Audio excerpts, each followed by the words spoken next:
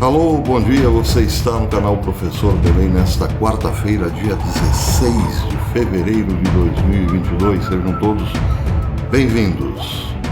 O Ocidente está ensaiando timidamente ainda o discurso de vitória em relação à crise da Ucrânia. Isso porque já se dão como favas contadas as retiradas das tropas que cercavam a Ucrânia por parte de Vladimir Putin. Acontece que a história é um pouco diferente. Hoje, quem poderia cantar vitória seria o próprio Vladimir Putin. Isso porque a Ucrânia definitivamente não será convidada a fazer parte da OTAN. Vitória de Putin. A própria OTAN já está pensando em revisar a sua política de portas abertas para evitar mais conflitos com a Rússia no futuro bem próximo. Vitória de Putin. Mas mais do que isso, Vladimir Putin está pensando em anexar todo o leste da Ucrânia, baseado, evidentemente, numa premissa de que lá vivem apenas russos. E isso daria, portanto, a Putin um território muito rico sem ter que disparar um único tiro. Vitória de Putin. Bem, por que estou dizendo isso e por que refiro-me ao leste da Ucrânia? A Rússia entrou nesse conflito porque sentiu-se traída pela OTAN, pela comunidade europeia e pelos Estados Unidos. Isso desde os anos 90. Os europeus, mais a OTAN, mais os Estados Unidos, comprometeram-se em não avançar para o leste europeu, coisa que não fizeram. Também jamais se falou ou cogitou a hipótese da Ucrânia entrar na OTAN. Não obstante, a OTAN fez toda a pressão para que sim, a Ucrânia entrasse na OTAN. Tudo isso ofendeu a Putin, que se disse traído pelo Ocidente, portanto cercou a Ucrânia. Bem, esse foi só o começo do conflito. Uma vez que os Estados Unidos e a comunidade europeia, mais a OTAN, ameaçaram com fortes sanções contra a Rússia mudou o discurso. Diz agora que está atenta ao que pode acontecer com os russos dentro do leste europeu, especialmente na região de Donbás, caso esta se afaste da fronteira.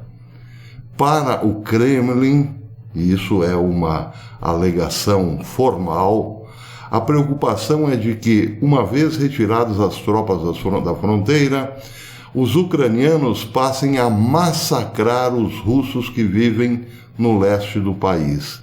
E é tudo isso que agora o Kremlin quer evitar. Isso tem precedentes na história.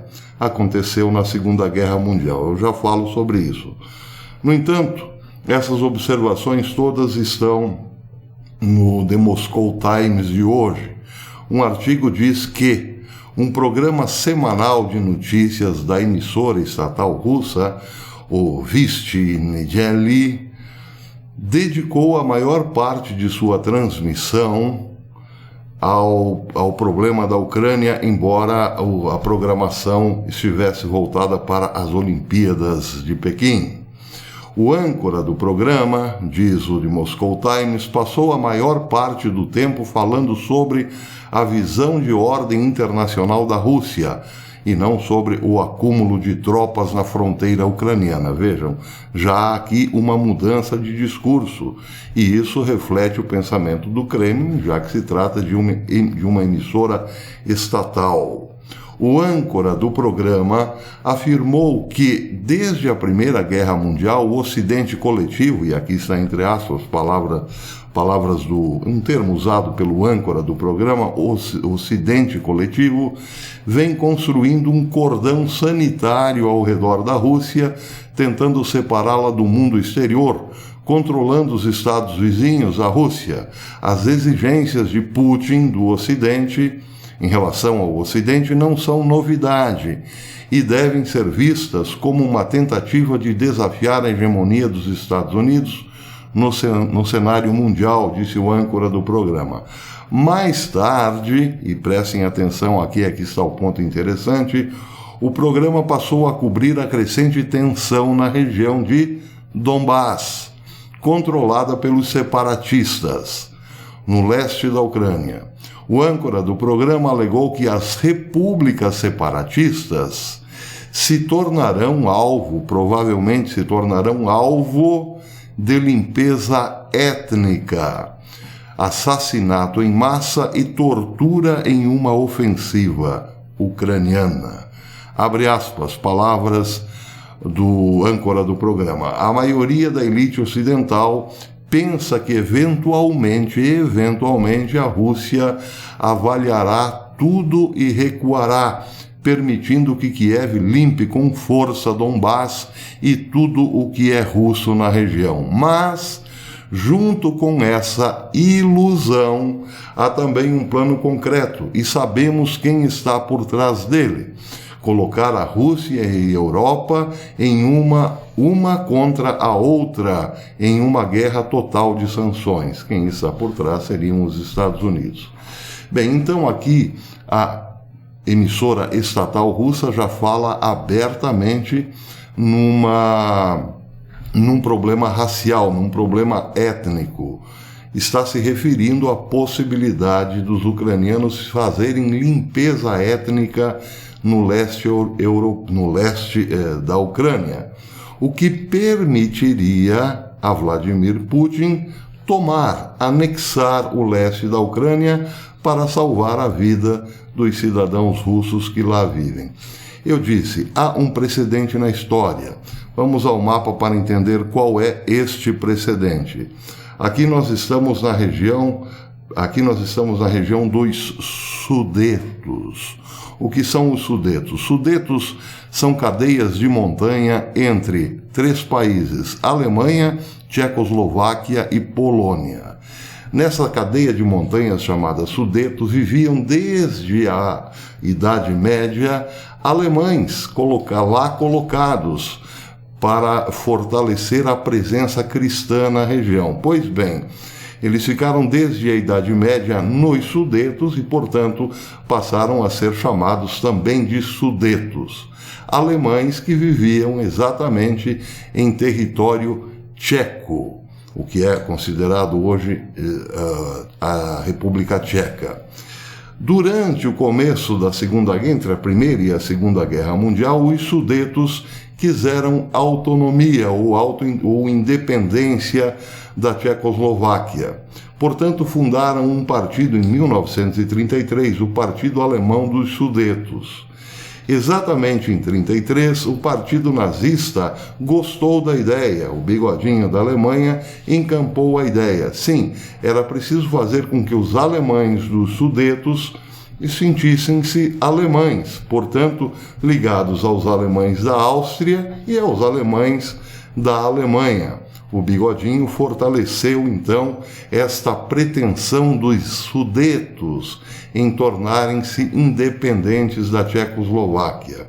Em 1938, o bigodinho deu um ultimato à Tchecoslováquia de que não fizesse nada contra os Sudetos que queriam, sim, ser alemães ou pertencer à Alemanha.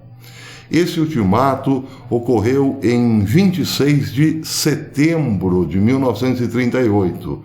No dia 1º de outubro de 1938, Hitler invadia a Tchecoslováquia, tomando da Tchecoslováquia uma bagatela de 30.000 quilômetros. Para quê? Para defender os Sudetos ameaçados de extermínio. Bem, isso de fato aconteceu. Em 1945, no final da guerra, os Sudetos foram ou expulsos da região ou então simplesmente aniquilados pelo que hoje conhecemos como República Tcheca. Mas serviu de propósito para o bigodinho da Alemanha invadir a Tchecoslováquia, tomando desta um território de mais de 30.000 quilômetros. Bem, agora vamos para a região de Donbás. A semelhança é enorme. Esta região, no leste da Ucrânia, é composta basicamente por russos, segundo o Kremlin. E aí estaria justificado, portanto, a anexação dessa região por uma questão humanitária, para salvar os russos que lá vivem. Então, para fechar a conversa, ao Ocidente que hoje ensaia cantar vitórias, dizendo que Vladimir Putin está recuando, fica o alerta. Não está recuando, está apenas mudando o foco. A Rússia poderia sim ter invadido a Ucrânia e tomado Kiev, e quem sabe poderia ter até partido para cima da França, tomando Paris, por exemplo.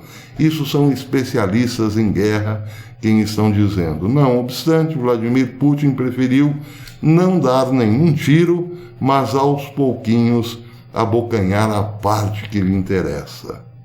Vamos aguardar para ver o resultado de tudo isso, mas é bom prestarmos bastante atenção a essas manchetes otimistas que dizem que a Rússia perdeu a parada. Muito pelo contrário. Quem venceu a guerra, por enquanto, foi Vladimir Putin. Acontece que a guerra não terminou. Existe outro problema para o Ocidente. Os líderes ocidentais hoje sabem mais ou menos jogar dama. E Vladimir Putin é um exímio jogador de xadrez. Por falar em xadrez, uma foto interessante do presidente Vladimir Putin com o seu homólogo brasileiro, Jair Bolsonaro. Eles aparecem quase que lado a lado, num ambiente bastante íntimo, muito diferente da foto tirada com Macron, onde havia uma mesa de 6 quilômetros, impondo a distância entre os dois.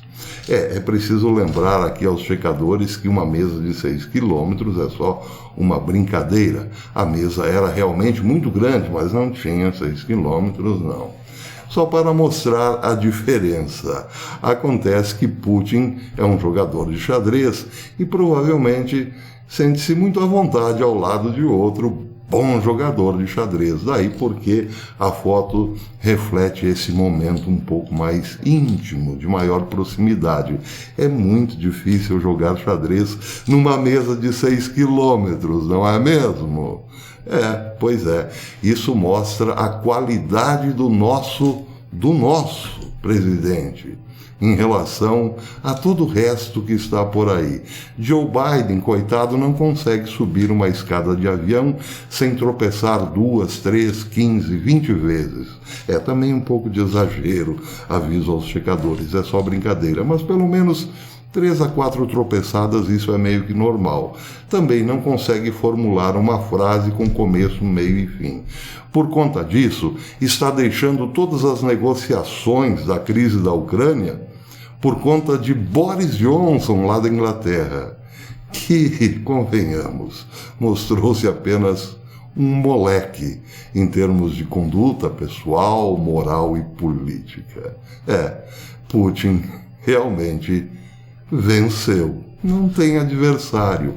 Outro detalhe, o Kremlin anunciará logo mais, provavelmente entre hoje e amanhã, ou quem sabe até na próxima semana, que desfez-se de todos os seus ativos do Tesouro norte-americano. Os Estados Unidos estão realmente bem próximos de um colapso, de um abismo financeiro, e nem se deram conta disso. Pobre América! Até depois.